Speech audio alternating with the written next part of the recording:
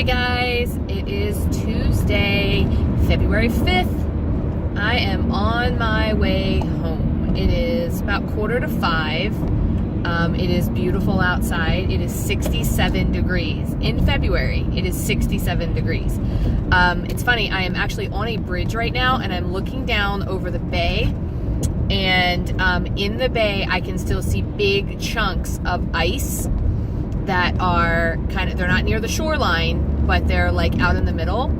And there is a pier that gets, it's an old pier, so it's the whole pier's not there anymore, it's just the pylons that stick up out, and I can still see ice on that as well. So it's so weird to be seeing that when it's 68 degrees, according to my car currently. I am happy that I have this beautiful weather out today. I feel like I'm always jealous of my YouTube friends who live in California, like Julie and Anita, and I'm like, they're like, oh, it's 65 degrees or 78 degrees on a random February Tuesday, and I'm like, so jealous. And today I feel like I am one of those ladies because it is, like I said, 68 degrees outside. And I didn't wear a jacket today. I have one, it's in the car, but I didn't wear it because it felt like spring. I have no idea what the weather is coming up. From what I understand, we're supposed to start getting some rain showers, which makes me sad. Now, the only problem with beautiful weather like this in February is that I wake up in the morning knowing that there's no chance of a snow delay. So that makes me sad. So let's talk a little bit about WW, Weight Watchers. I have used 5 points today. I used I used 1 for my lunch for some Trader Joe's chicken cilantro wontons. It was the end of them for me. I have no more. And then I used 4 points for a snack size Milky Way. And then a little, I don't know. Anyway, it was 4 points worth of chocolate, basically, is what I ate. I'm okay with that, though. 5 points for the day. I'm good. I had salad today with chicken and corn and no dressing and no accoutrements and some fruit. I'm going home tonight. I'm having shrimp cocktail for dinner with some bang bang or spicy shrimp. I don't know what the points are on that yet. I'll have to look. And I'll probably make some type of vegetable with that as well, just because either that or a salad, so I have something else. But that is my plan for the night. I'm happy with that. So I was thinking today about how easy it is to fall into old habits. And I'm going to tell you the story of the roundabout way I came up with this. So number one, Norm and I have been binge watching the show Lucifer, which I gotta tell you, I'm really glad that we're watching the show, because at first when he was watching it, I'm like, that show looks dumb. Now I love it. If you watch the show, you'll agree with me that the cases that they solve are stupid, but the show, which revolves around the devil deciding to take a vacation and come to Earth and live as a human for a while. So, and he gets involved with a detective. So, you know, it's a funny show. But anyway, one of the characters on that show was really bad. She was a defense attorney who just got off every mob boss, every murderer, every whatever. Well, at one point, she has a near-death experience, and she goes, you know where she goes, where the devil lives, according to the show. And of course, while she's down there, she's absolutely miserable, and she comes back, and she doesn't want to ever go there again. So she has to, like, fix her life and become a better person, like second chance. However, at one point, an angel tells her that he needs a favor, and she starts working for him, and in her mind, believes that because she's now done this God's work, she now has a free pass. Then the angel has to tell her, no, that's not how this works. You still have to be a good person. But in the little bit of time that she thought she had the free pass, she became very quickly the old her. She started being mean to people. She started lying or not lying, telling people the honest truth. She just in general not being a very nice person. So I started thinking about that, and I thought, that's really easy to fall into a trap like that, where you think you're good to go, and it's so easy to go back to your old habits. So flash forward to this past Sunday. Today's Tuesday. On Sunday, Norm said he wanted to go to Carrabba's. If you've ever been to Carrabba's, it's an Italian restaurant. I love their mussels in the white wine butter garlic sauce. They just make me happy. Now, I will admit, haven't had them in years. Had them on Sunday. They weren't that great. However, we ate them. We had some pasta. We had some steak. We had some salad. We had bread. We had dessert. And the reason we had all of that, and I didn't count, is because Norm said, give yourself a day off. Give yourself this Sunday off. And then we'll start fresh on Monday, and we'll do everything exactly right. And I said, awesome. Now, the old me, and I'm sure a lot of you did the same, did this every single Sunday. Every single Sunday would say to myself, you know what? I've screwed up the weekend. Friday, Saturday, Sunday, I went out. I had drinks. I had pizza. I ordered subs. I'm just going to start over on Monday. And I would tell myself this every single Sunday. So it was really easy for me to go, yes, that's what I want to do. The problem is, unlike other times on WW, when I have fallen off the wagon here and there, and I said, nope, the very next thing, I'm going to get back on the very next day, Monday and Tuesday of this week, I still went searching for chocolate at about 2 in the afternoon. So one of the things to combat that I think I'm going to do is I have some chocolate pudding at home, some sugar-free chocolate pudding at home. I think I'm going to bring that to work with me and use that as my 2-point snack. Although I will say I'm eating like little miniatures and I only eat one, which is 2 points anyway. So, which one? But anyway, I'm finding myself not wanting to turn down the snack at 2 o'clock in the afternoon, the chocolate, the popcorn, the whatever it is that my body says, I want this. And, one of the lies we tell ourselves is, I'll start on Monday. Now, it was a much bigger issue for me before, because not only would I say, okay, I'll start on Monday, but then the next lie came like this. Wednesday would roll around and I've screwed up Monday, Tuesday, Wednesday, and I said, you know what, I'll start the following Monday. Then I would start to look at the calendar and say, well, we're halfway through the month. I'll just start at the 1st of next month. I'll start on the 1st of February. I'll start on the 1st of March. Then we would get to the part where we were around November.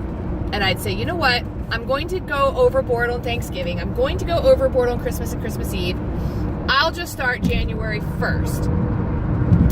And this was the lie I told myself all the time. I will start later. I'll start at another time. I'll start tomorrow. I'll start Monday. Whatever it was, I told myself this lie all the time. So it got me to thinking, what other lies do I tell myself? And what other traps am I able to get into? Another one is, I can't track this buffet I'm at, this party I'm at, this dinner at a friend's house. I can't track that because I don't know what's in it. So I'm just going to cancel out the rest of my points for the day because I don't want to get any rollovers because that would be dishonest. And maybe take a couple of weeklies off here and there, and I'll call it a day. And that should be fine. It's not. It's not fine. It's not fine even a little bit. Because it leaves me weeklies to play with later on in the week. And it's not okay. Now, I've always given myself permission to do just what I just said on Thanksgiving and Christmas. Cancel out my dailies, take half my weeklies, and call it a day. And not count, because those are my 2 days. But I have found myself doing that a lot more and thinking I'm somehow still tracking. Another trap I find myself getting into is telling myself that eating in a restaurant and counting, 6 ounces of beef and telling myself there's no oil on this or there's no butter on this, when we all know it's been cooked in both of those things. So instead of, if you go onto your app and you look up, for example, Outback 6-ounce filet, it has a certain point number. But if you just put in 6-ounce filet, it has less, because it's assuming you're cooking it without butter or oil. So of course, I always do that instead of looking up Outback or whatever. The other thing that, same kind of thought, I will look at a salad that is from a store, like an Outback or whatever, and I'll look up Outback's house salad, and it comes up like 5 points. But I say, okay, but if I take and put in all the things that are actually in it, will it come up less? And sometimes it does. And if it does, I take the lesser points. Then there are the times where I say, okay, I'm at the diner. So the diner at my house doesn't have a national brand chain name attached to it. So I say, okay, I'm having shrimp bisque, for example. A cup, it's small. And I put in my tracker shrimp bisque. And for shrimp bisque, there is everything from 17 points per cup to 5 points per cup, down to 3 points per cup. So which one do you think I take? Well, on this one, I do a little better. I don't take the 3, I take the 5. I find somewhere in the middle, and I take the 5. I will also, same diner, French fries. Instead of counting how many French fries I eat, because A, I lose track, and B, that's annoying, I will say, this looks like a small order of fries. Well, what's a small order of fries? What is that? At the diner, that is a small order of fries, but at McDonald's, it's a large order of fries or a medium order of fries. And I say, okay, that's 7 points. So I lie to myself about the portions, especially when I'm out to eat, and about what's in the food when I'm out to eat. The other thing that I tend to fall into the trap of is saying, I will track this for what I think it's worth, right? So I look at something, for example, I took a bite of something, and I say, I'm going to track that for 1 point because it was only a bite. When in reality, did I really take a bite or did I take a huge scoop of it? So again, not accurately weighing, measuring, tracking, whatever. I'm really bad at that when I track it for my bite and then I take a second bite and I don't track it. And I say, well, I've already tracked it, right? So I definitely have some traps and some lies I tell myself. I also will tell myself that one of the biggest lies I tell myself almost every weekend is I don't have time to work out. I want to work out, I'm going to work out, I tell myself, but then I tell myself I don't have time. I'm too tired. I'm not too tired, and I do have time. I just choose not to. I'm too lazy is what I am, and that's another lie I tell myself. So, one of the biggest lies I tell myself, and Miss Anita Johnson over at Chit Chat Patio Wax, she opened my eyes to this one. One of the biggest lies I tell myself is when I am stress eating, when I am stress or sad eating, when I'm eating my emotions, I tell myself, this isn't my fault. I deserve this candy, cake, pie, whatever. I deserve it because of what I'm going through. I deserve it. And it took Miss Anita over there at Chit Chat Paddywhack, if you haven't checked her channel out, get over there, to say to me, you, my friend, are not special. Now, did she call me up and say, Lisa, hey, I got something to tell you? No. She looked in the camera and she said, you're not special. And I was like, but I thought I was special. My mom always said I was special. My husband thinks I'm special.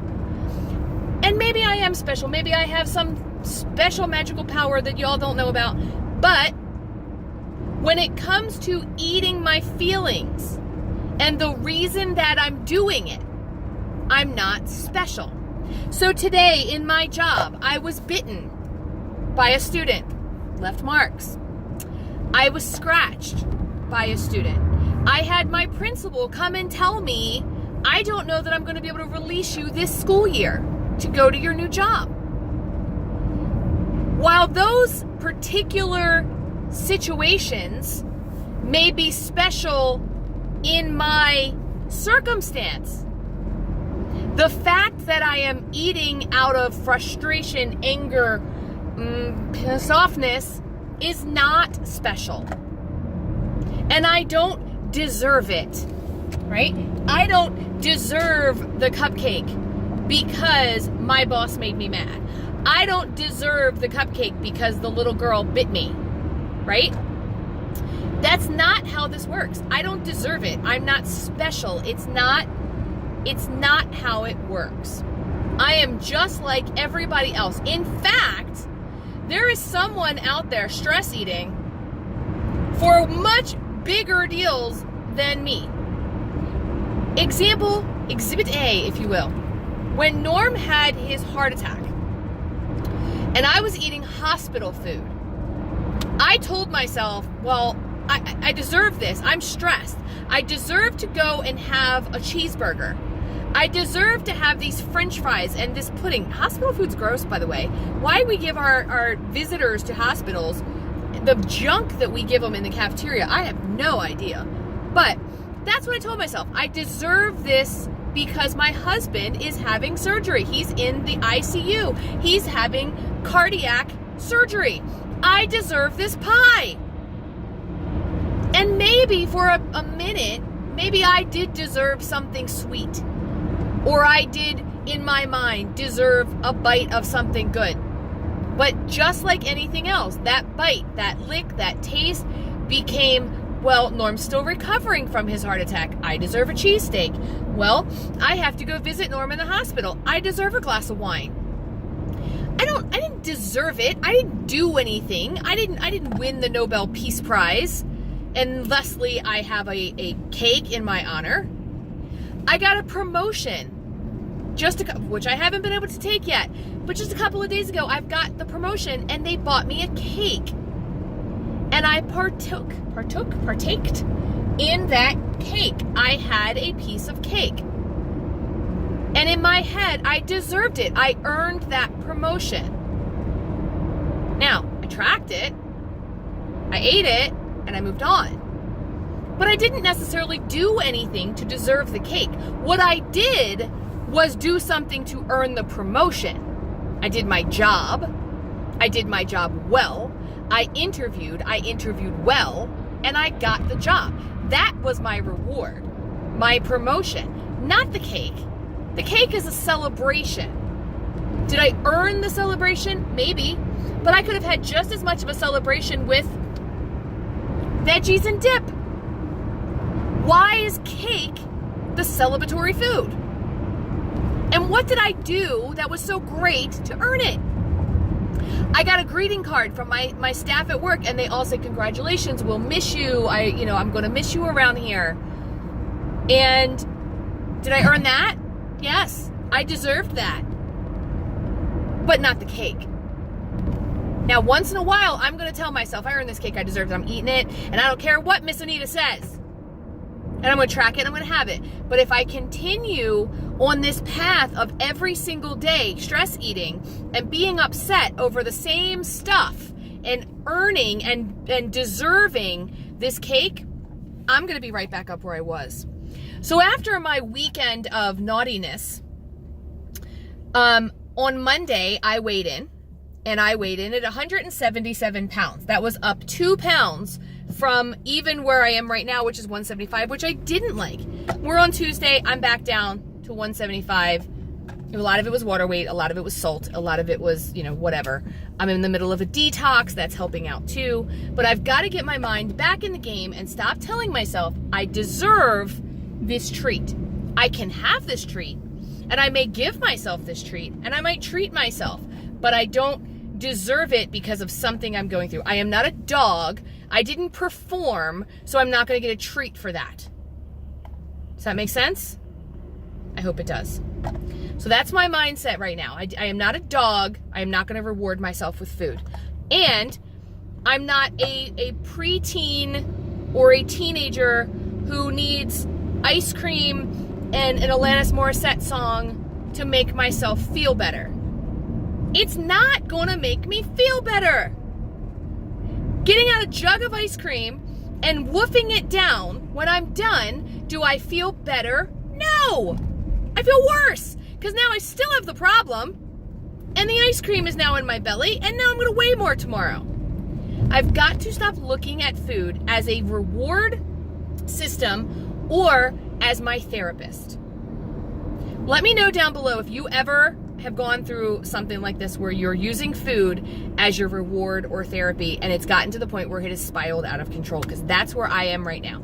I feel like once I opened that gate of, you know, feeling like I deserved or that it would make me better, I'm having a real hard time stuffing that demon back in there and closing the gate. See how I brought it back around to Lucifer? Anyway, if you haven't done so yet, give this video a like, subscribe, please. Let me know down below the kind of things you'd like to see on my channel, and I will catch you guys again real soon. Have a great night, guys.